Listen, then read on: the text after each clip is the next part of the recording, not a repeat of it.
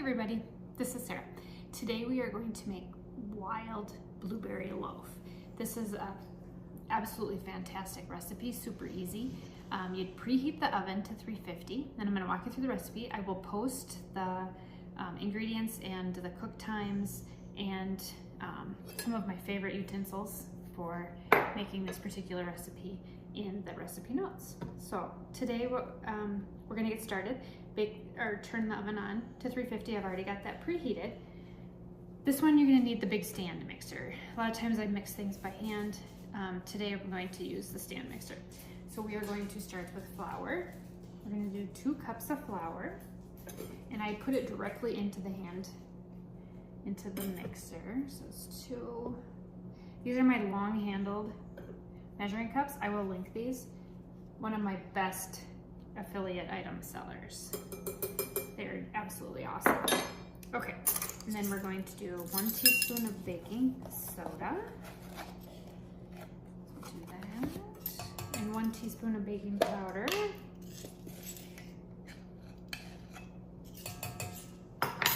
All right, and it's a 1/2 cup of butter. I already melted that, so you didn't have to hear the microwave. Actually, let's mix this up real quick. So mix up the dry ingredients, just so they're kind of mixed up. Make sure you always use your safety. My face looks tan. We just got back from Mexico. It was super hot, 87 degrees, and I burnt right through my clothes. I actually burnt. It was so hot. I have normally dark skin, and it was intense. All right, and then we do a 1/2 cup of sugar, just white, so 1/2 cup of white sugar, and a 1/4 cup of brown sugar. Make sure you press that down. Okay. All right, we're gonna mix that up before we add the 2 eggs. Just nice and gentle like that.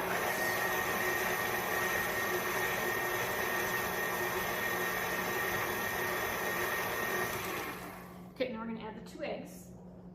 Try to make sure the eggs are at room temperature.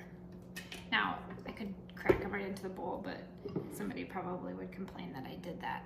So I'm going to, so we don't get shells in there, I'll crack them into a different bowl here. Most home cooks just stick them right in there, but this particular recipe I'm testing for my bakery cart in the summer that I put out. So we'll try that. Okay, so we put in the 2 eggs. Mix those up. The next thing is a 1/2 cup of sour cream.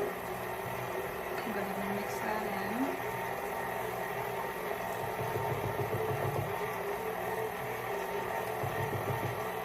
Okay. 1½ teaspoons of vanilla. Now I'm going to put a crumb topping on this. So 1½ vanilla. So we'll mix that up here in just a second. Okay, and if it's pretty thick, I'm going to add a 1/3 cup of milk.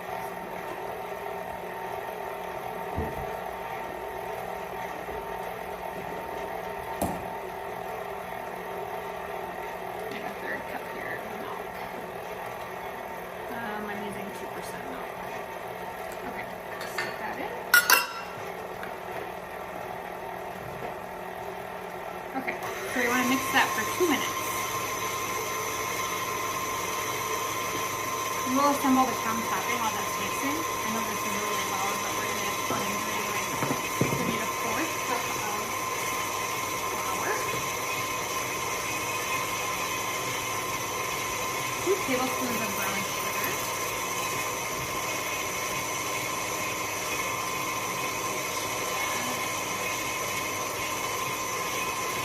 1/4 cup of cinnamon,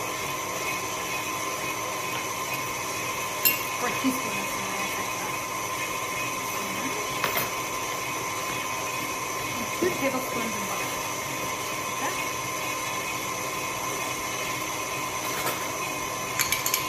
I love these ramekins. I'll link these to nice and green. Okay, so we're gonna mix that up because that's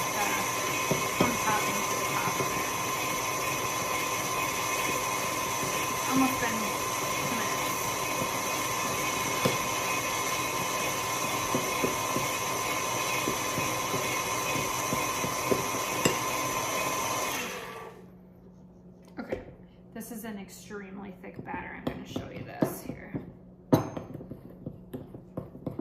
Okay, so your crumb topping is going to look like that. The crumb topping kind of is what makes the blueberry bread on top. Okay, so now what we're going to do, I have my wild blueberries here. I'm going to add those in at the very last second, but we have a 9x5 pan. I will link the one that I use. I use a real heavy one. For blueberries, I use the Wyman's Wild Blueberries. I get these at Walmart or Target. About $13 for this big, huge bag, but I use blueberries in a lot of different things. So I buy the, big purchase of those. Okay, so this is a pretty thick batter like this. Now, this is what I'm going to not add the blueberries with the mixer because I don't want to annihilate the blueberries. Okay, so I'm going to show you how thick of a batter it is. So it doesn't even move, it's kind of a thick batter. So I'm going to hand stir in 1.5 cups of the wild Maine blueberries. We do have wild blueberries in Minnesota. Super intensive to pick them. We've gone up to the Boundary Waters area and picked blueberries. My kids will tell you that they probably won't want to buy them. Lots and lots of work. Okay, so I'm going to hand mix in the blueberries.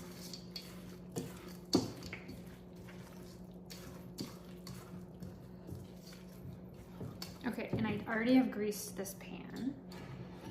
And so I'm going to just put this in the loaf pan. I'm hoping that this is a good seller for my cart that we have. I have a home cottage license for putting stuff in a cart at the end of our driveway a couple times a week. I'm hoping that this one will be a seller out there for the summer. Okay, so this is a very thick batter, so you want to knead it down like that. Okay. Okay, and it's blue because the wild blueberries definitely turn it blue. Okay, so now what we're going to do is we're going to use our fingers for the crumble topping because it's a crumble topping. We don't want it smashed. So we just put that over the top. This. Okay, so that looks like that. Okay, now the last thing I'm going to do is I'm going to take some turbinado sugar, put it in my hand, and this just kind of gives it an over-the-top luxury feel. Okay, and we're going to bake it at 350 for about 35 minutes, and then I'm going to tent the edges with foil around because this one takes 65 minutes to cook. The top will get way too brown and the inside won't be done unless we tent the foil around it. So at about 35 minutes, I'm going to add a little bit of foil around the outside. We're going to cook it for 65 minutes or until the center is done, and I will show you what the blueberry bread looks like when we're done. Thank you. Okay, I just pulled this wild blueberry bread out of the oven. 65 minutes. Oh, and it absolutely smells fantastic. I think this is going to be a winner for our bakery. So, you need to put it on a cooling rack and let it completely cool in the pan.